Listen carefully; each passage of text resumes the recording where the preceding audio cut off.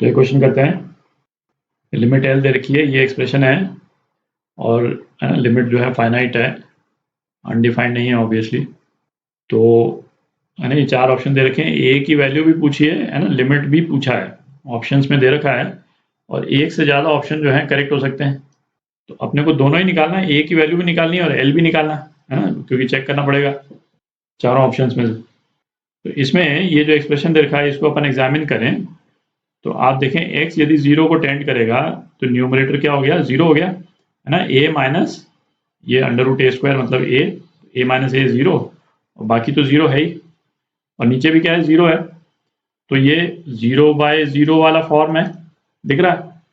तो इसमें एक इंस्टिंक्ट तो हमारी क्या बोलती है कि इसमें हम लोपिटल रूल लगा लें, पर लोपिटल रूल लगाने से ना फायदा होगा नहीं, है ना। आप देख सकते हैं इसमें ये वाली टर्म तो छोटी है, एक्स स्क्वायर है और नीचे x टू द पावर 4 है, तो डिफरेंशिएट करेंगे तो ये ऊपर वाली टर्म पहले जल्दी खत्म हो जाएगी और नीचे फिर 0 आ जाएगा।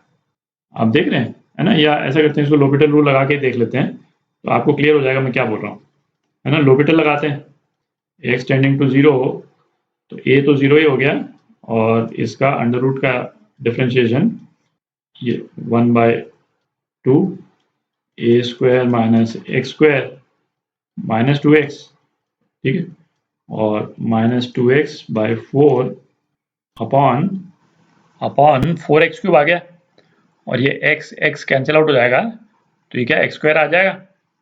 अच्छा, अब क्या है, हम मतलब दूसरे स्टेप में लोपिटल नहीं लगा सकते हैं, क्योंकि अब ये जो ऊपर वाला जो एक्सप्रेशन है वो 0 है या क्या है ये अपने को मालूम नहीं, क्योंकि यहाँ पे तो -1/2 आ गया ना।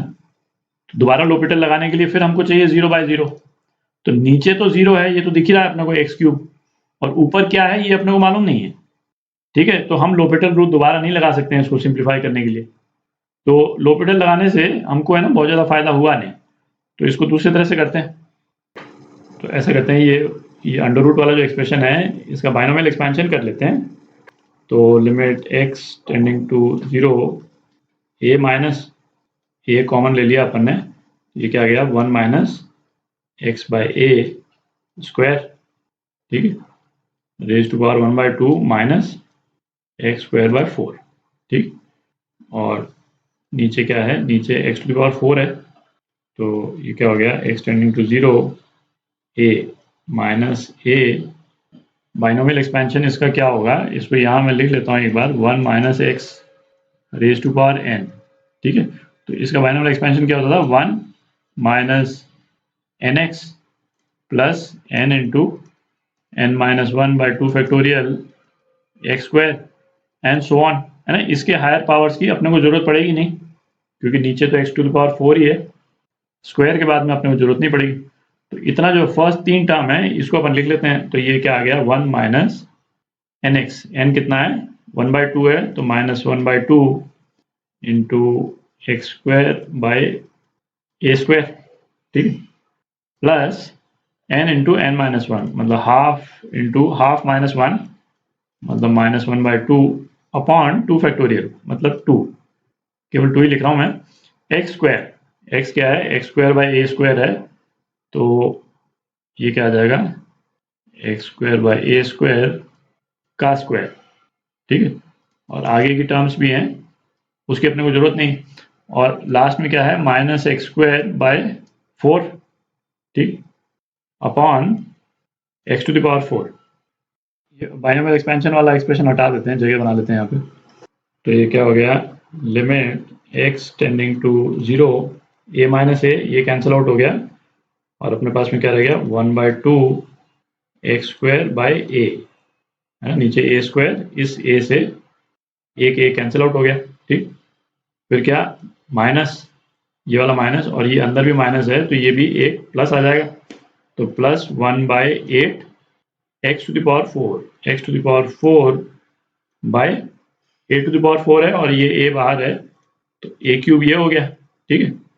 अच्छा, और उसके बाद में, अच्छा इसके बाद में क्या है, x टू द पावर 4 से भी हायर पावर्स हैं x की, तो उसकी हमको जरूरत नहीं पड़ेगी, और तो इसको ब्रैकेट में डाल दिया, और माइनस क्या है minus x to the power 4 upon x to the power 4, ठीक है। ये एक्सप्रेशन आ गया, तो अब थोड़ी जगह बना लेते हैं। तो ये एक्सप्रेशन आ गया था अपने पास में। अच्छा, अब क्या, एल को यदि फाइनाइट होना है ना, अनडिफाइंड नहीं होना है, तो इसका मतलब क्या, x टू द पावर 4 से कम पावर वाले जो भी टर्म्स हैं न्यूमरेटर में उनको 0 होना पड़ेगा। ठीक है, मतलब कहने का मतलब क्या हो गया कि x square by 2a, x to the power 4 से कम वाले टर्म्स कौन कौन से, एक तो ये और एक दूसरा ये, यही दो टर्म्स हैं। ठीक है, इनको 0 क्यों होना पड़ेगा, क्योंकि यदि ये 0 नहीं होंगे तो इनके नीचे एक्स टू द पावर 4 है ना, वो इस, यदि ये 0 नहीं होते हैं तो ये क्या हो जाएगा, नॉन जीरो नंबर के नीचे जो है वो एक 0 आ जाएगा। ठीक है, और जिससे ये अनडिफाइंड हो जाएगा ये वाली टर्म। तो इस वाले एक्सप्रेशन को 0 होना जरूरी। तो इससे हमारे पास में क्या आ जाता है, a की वैल्यू आ जाती है 2 आ जाती है। ठीक है, तो एक तो a की वैल्यू 2 आ गई अपने पास में, तो एक ऑप्शन तो अपना ये करेक्ट हो गया। अच्छा, अब हम लिमिट निकाल सकते हैं। अब ये दोनों तो कैंसिल आउट होके ये तो 0 हो गए। अब x टू द पावर 4 से अब हम डिवाइड कर रहे हैं ना, लिमिट डाल रहे हैं, तो हमारे पास में क्या टर्म आ गई, एक टर्म तो आ गई 8a³ और आगे की टर्म्स हैं जिसमें कुछ कुछ एक्सप्रेशन होगा और उसके बाद में कुछ एक x की पावर होगी, क्योंकि नीचे तो x टू द पावर 4 ही है यहाँ पे, और ऊपर जो टर्म्स हैं वो x टू द पावर 4 से हायर पावर्स हैं, है ना, क्योंकि x टू द पावर 4 वाली टर्म तो हम यहाँ पे ले आए, इसके बाद तो हायर पावर्स ही हैं, तो ये x की टर्म्स होंगी बेसिकली। तो ये सारी टर्म्स जो हैं ये तो 0 हो गई, ये सारी टर्म 0 हो गई, तो केवल हमारे पास में लिमिट क्या बच गई, 1/8a³। एल ये हो गया।